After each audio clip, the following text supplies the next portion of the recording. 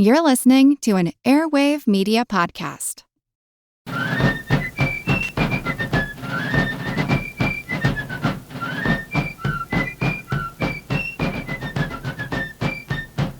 Hello, and thank you for joining the American Revolution. Today, episode 37, Committees of Correspondence and the Lost Colony of Vandalia. So last week, Rhode Islanders attacked and sank the British Navy ship HMS Gaspee. Despite some isolated events like that, the colony seemed to lack a unified front after the removal of soldiers from Boston and the repeal of most of the Townshend duties. Without continuing outrages from London, some radical patriots grew concerned that the majority of the colonial population would grow complacent. The North Ministry used the calm to make many small tweaks to the power structure. This would give London a much greater advantage the next time officials provoked a showdown. Following the trial of the Boston Massacre soldiers, acting Massachusetts Governor Hutchinson submitted his resignation to Secretary of State Hillsborough in London. Hutchinson had decided he simply was not up to the task of enforcing law and order in the colony. As his letter of resignation traveled across the Atlantic, another commission headed the other direction, granting acting Governor Hutchinson a commission as the actual governor. When his resignation arrived in London, Hillsborough refused to accept it. London needed a man who knew the colony well and had shown his loyalty to the crown.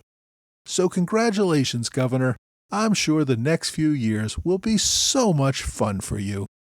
In late 1771, London began paying Hutchinson's salary directly. Until then, most colonial legislatures had paid governors. Although Parliament had repealed the Townshend duties, the part of the Townshend Act that called for direct payment of colonial officers remained in effect. To many members of the public, it seemed perfectly reasonable that the Crown would pay for Crown-appointed governors.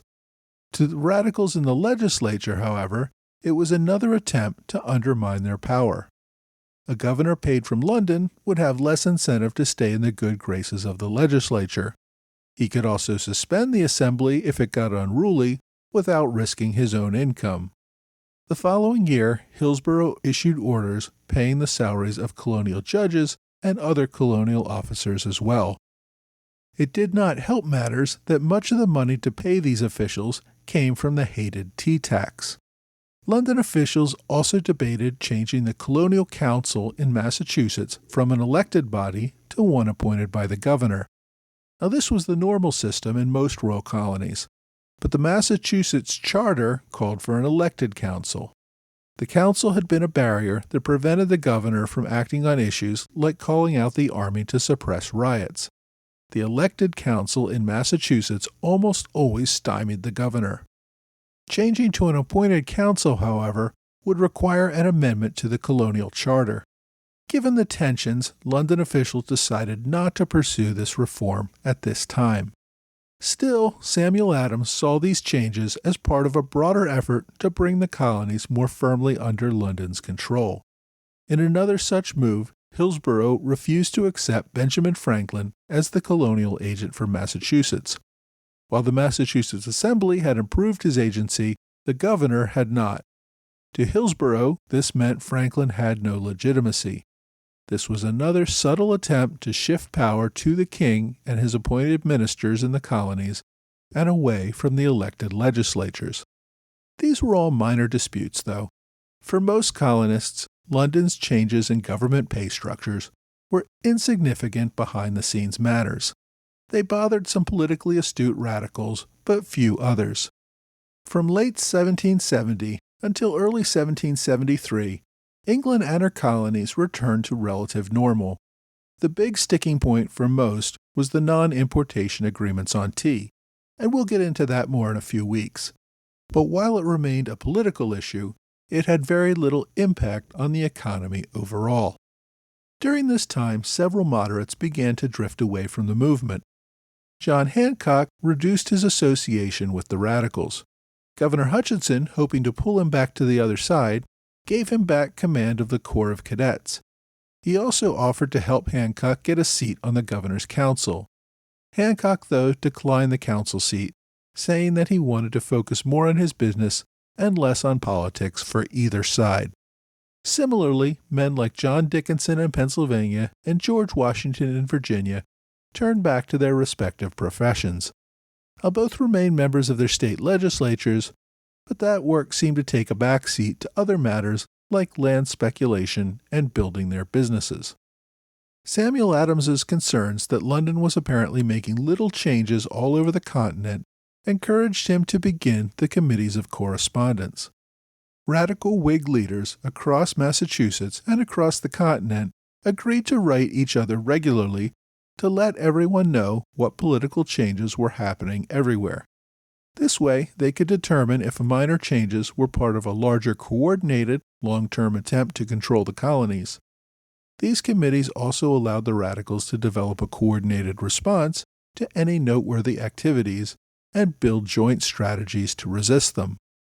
Over the next few years, the committees would expand, creating a communications network that helped the radicals organize beyond the confines of each individual colony.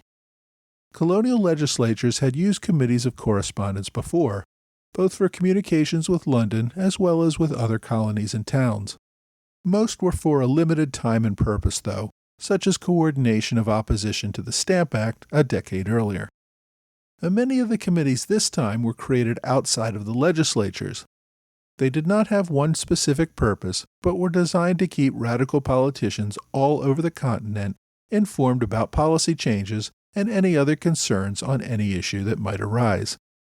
The Massachusetts Committee was not part of the state assembly, but rather from the Boston town meeting. This prevented the governor from having any control over it. Samuel Adams drafted Boston's first letter in November 1772. What became known as the Boston Pamphlet went to other towns in Massachusetts. However, later it circulated more widely and got published everywhere. The pamphlet sought to gain consensus on 12 complaints. 1. British Parliament has assumed power of legislation for the colonists without their consent. 2. Parliament has raised illegal revenues. 3. Tax collectors have been appointed by the Crown, a right reserved to the province. 4.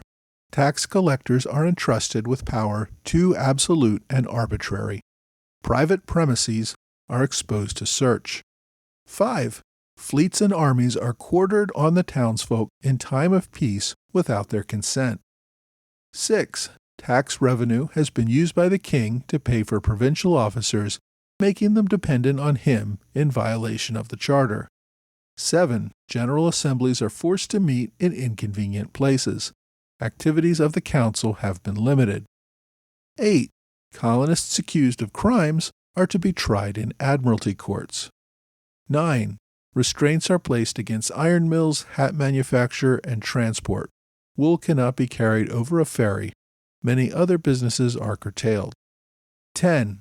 Colonists accused of destroying any British naval property are to be transported to England for trial. 11. Parliament is attempting to establish an American episcopate, in other words, bringing Anglican bishops to America.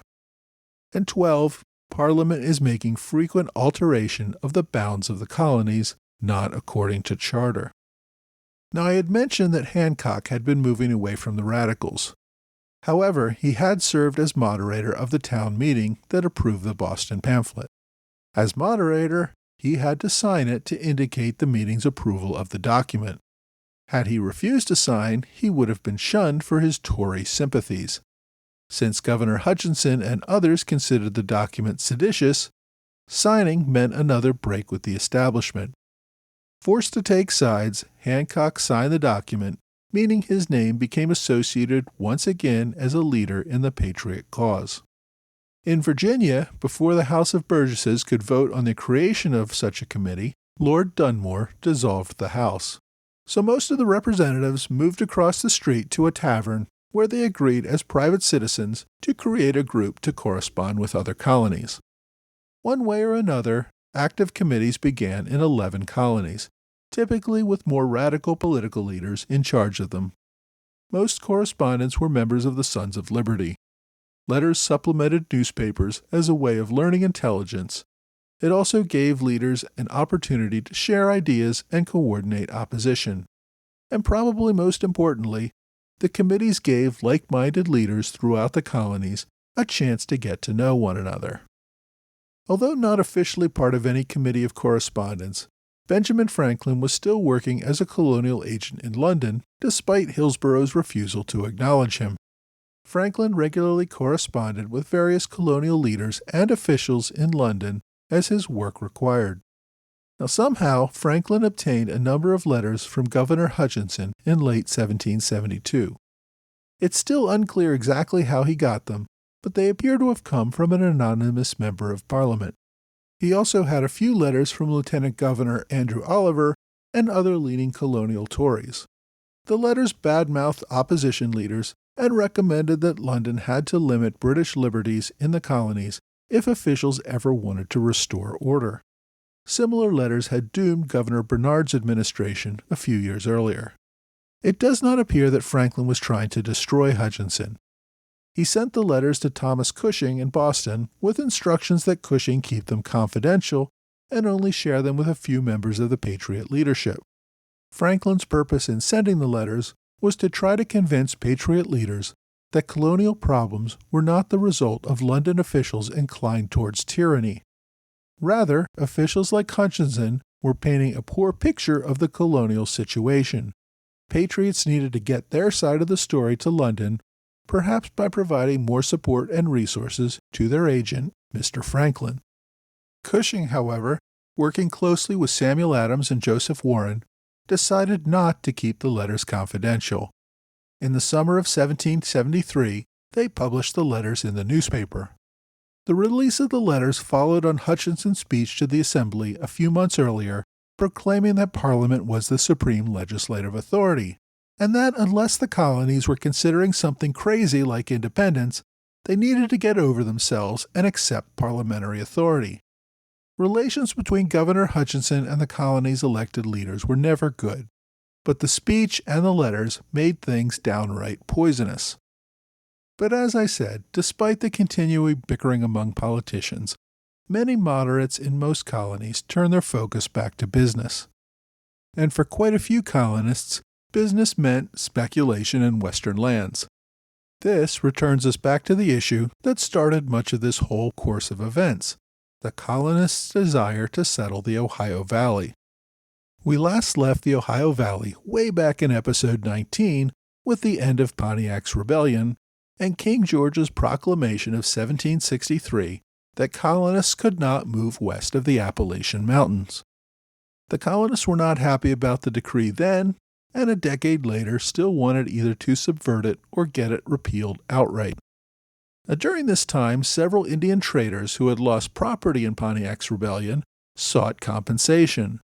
Eventually, the traders formed the Indiana Company to recover their losses. Owners received stock in the company based on the value of their losses. Once they had the stock, though, they were free to sell it to speculators. The value of the stock varied based on the chances that the owner or his assignees would ever get compensation from anyone. Much of the stock ended up in the hands of a few wealthy speculators, including Samuel Wharton and Sons in Philadelphia and William Franklin, governor of New Jersey and son of Benjamin Franklin. After officials in London refused to consider any requests, the group focused on the Indians. They worked with Indian agent William Johnson, eventually hammering out the Treaty of Fort Stanwix in 1768. In that treaty, the Iroquois turned to their old favorite practice of trading land that other tribes inhabited. In this case, the Iroquois sought to protect their land in western New York by offering up land which covers what is today West Virginia and some surrounding areas. With the treaty in hand, the company sent agents to London to obtain royal approval. Since the land was west of the Alleghenies, they needed the Privy Council to amend the Royal Proclamation of 1763. You remember the king's promise to the Indian tribes that he would keep European settlers from moving into the very land that European colonists now wanted to settle. The company hoped to convince officials in London that the Iroquois agreement to give the land would eliminate any concerns about Indian opposition. Never mind that none of the tribes actually living on the land had approved the deal. The agents worked with Benjamin Franklin, who was already well connected as a colonial agent in London. Since his son William had major investments in the company, Benjamin had a strong interest in advancing this project. Although he never had a good relationship with Lord Hillsborough, Franklin knew that getting this deal done would require the approval of the Secretary of State for Colonial Affairs. Hillsborough met with the agents and seemed surprisingly approving. He even encouraged the group to ask for more land to make it the size of a real colony. The group planned to create a new royal colony with a crown-appointed governor and an elected legislature. Like earlier colonies, the group would bear all the costs and risks of settling the colony. Unlike earlier colonies, the group would also make a one-time payment of over £10,000 sterling, as well as an annual quit rent to London based on the number of acres granted. Everything seemed to be headed in the right direction. The Indiana Company merged with the Illinois Company and provided shares to the Ohio Company of Virginia, both of which had competing claims to the land. They took on several partners in London, including Thomas Walpole, son of the famous Prime Minister, and an important member of Parliament himself. They changed the company's name to the Grand Ohio Company. Initially, they planned to name the colony Pittsylvania after William Pitt. Later, however, they adopted the name Vandalia in honor of Queen Charlotte, who was descended from the Vandal tribes of Europe. In 1772, with their petition before the Privy Council, Lord Hillsborough issued a report recommending the Council reject the petition. The report stunned everyone involved. It's unclear why Hillsborough decided to turn on the group. It may have been that he adopted the concerns of General Gage that an inland colony would run the risk of another Indian uprising. He also expressed concerns about allowing colonists to set up inland colonies where it would be harder for the military to control them, away from the British Navy. It may also have been because the group failed to give Hillsborough any shares in the company, in other words, a bribe, to let it go forward. Benjamin Franklin, though, suspected Hillsborough of setting up the group from failure from the beginning, just because he was a pompous jerk who liked to mess with people. Whatever the reason, the group's effective lobbying and other politically influential London investors got the Privy Council to overrule Hillsborough and approve the plan anyway. And this is the main reason I decided to discuss the Vandalia project now. Hillsborough was so flustered by the Council's decision to reject his recommendation that in August 1772 he resigned as Secretary of State for Colonial Affairs. The colonies happily received news of his resignation, and probably no one was happier than Benjamin Franklin, who never liked the man. The Grand Ohio Company would spend the next few years trying to get final authorization for the colony. But infighting between stockholders and competing claims by other colonial land speculators, including George Washington, continued to delay the project. After the outbreak of hostilities in 1775, the project had to be put on hold and went nowhere. Nearly a decade later, in 1781, Benjamin Franklin and Samuel Wharton tried to resurrect their claims before the Continental Congress, arguing that the now independent United States was bound by the contractual rights to the land that Britain had given the investors. But this was about the same time Virginia was ceding most of its claims to most of what we consider today the Midwest, and Virginia maintained its claims to most of the land that would have become the new state of Vandalia, and strongly objected to the competing claims. Congress rejected the claims of the Ohio Company investors and ratified Virginia's claims to the land. All of the investors in the Ohio Company lost their money unless they had sold out earlier to speculators.